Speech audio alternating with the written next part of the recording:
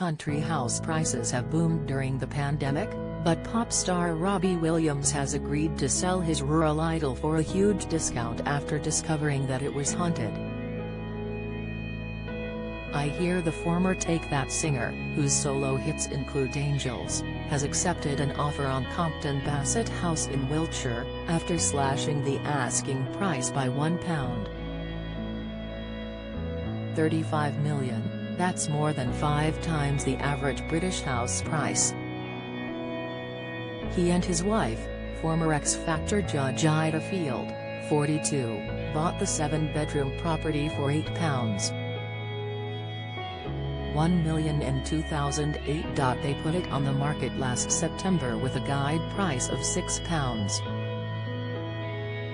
$75 million. An estate agent at Knight Frank confirms that it has now been sold subject to contract. The price cut is something of a shock because rural house prices in the southwest are said to have increased by more than 10% in the past year as city dwellers move to the country.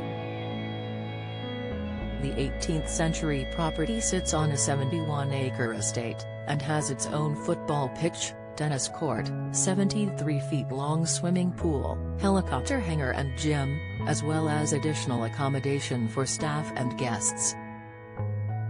Williams, 47, revealed in 2020 that the house had left him and his 4 children, Theodora, Teddy, 9, Charlton, 7, Colette, 3, and Beau, 23 months, feeling that it was haunted. "There is one room that I am suspicious of," he said. "It gives me the creeps. Teddy, our daughter, was sleeping in there. She doesn't anymore. Teddy told me, that room scares me. I don't like that house," I said, "it scares me, too. You don't have to sleep there anymore." He added, "If there is great grief or great pain or tragedy, I think it can soak into the walls and leave an essence there that remains for a very, very long time." Potential buyers are also said to have been turned off by a nearby landfill site, which locals say causes a horrible smell. In 2013, neighbors complained of an obnoxious bong from the dump. Matt Hancock, who quit as health secretary after being caught in a steamy clinch with his married aide, Gina Coladangelo, is still deemed worthy of freebies. The MP has disclosed that he received 4 tickets worth a total of £400 to Capital's Jingle Bell Ball at London's O2 Arena, where pop stars including Justin Bieber and Ed Sheeran performed. No doubt Hancock, who wore a black turtleneck jumper with jeans, was in his element singing along to Sheeran's song Bad Habits.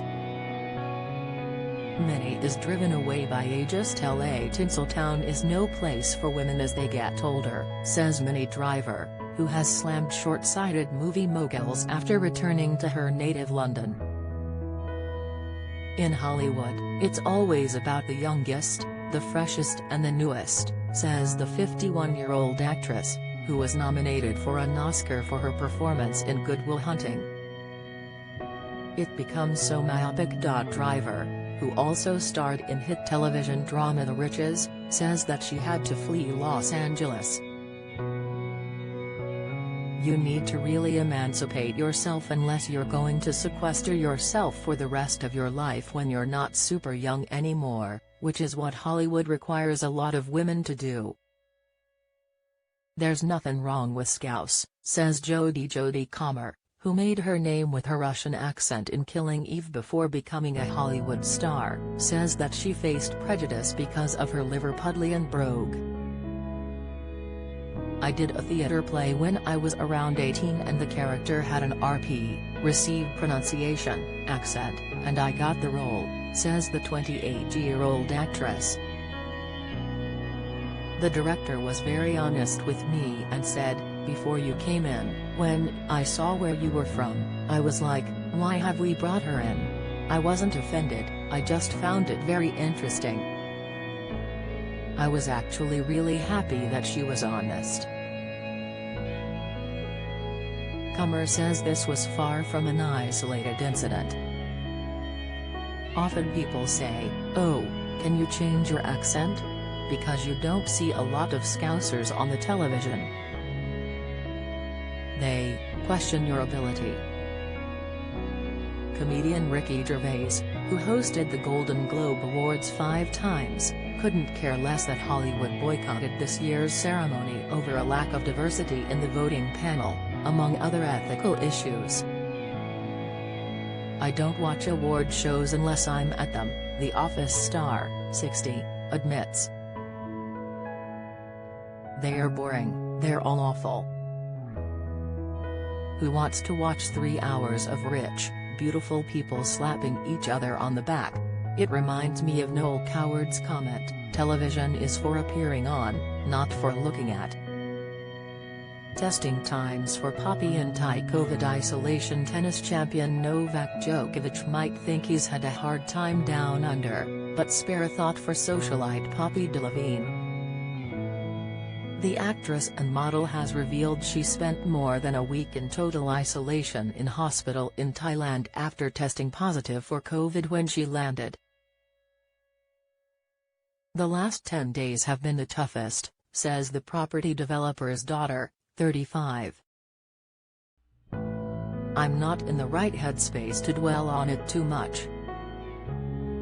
While the situation was extraordinarily lonely, it was also powerful, and I will take so much away with me from the experience. I couldn't have done it without my friends and family, who kept my spirits up with endless FaceTimes and WhatsApps." Fred is very nifty at 50. Ooh la la. First dates maitre d' Fred Sirieix is keen to show off his physique as he approaches his 50th birthday later this month. The Frenchman, who greets the hopefuls looking for love on his hit Channel 4 show, has shared this topless selfie, displaying his muscular torso and biceps. A keen amateur boxer, he's set his sights on spending more time in the ring. "As much as I won't probably be the world champion anymore, I'm not ready to throw in the towel just yet." Unlike the guests on his program, Sirieix has no need to seek romance himself. He's engaged to a Jamaican whom he affectionately calls Fruitcake. He's always refused to disclose her name. He has a 17-year-old daughter, Andrea, and a son, Lucien, 11, from a previous relationship.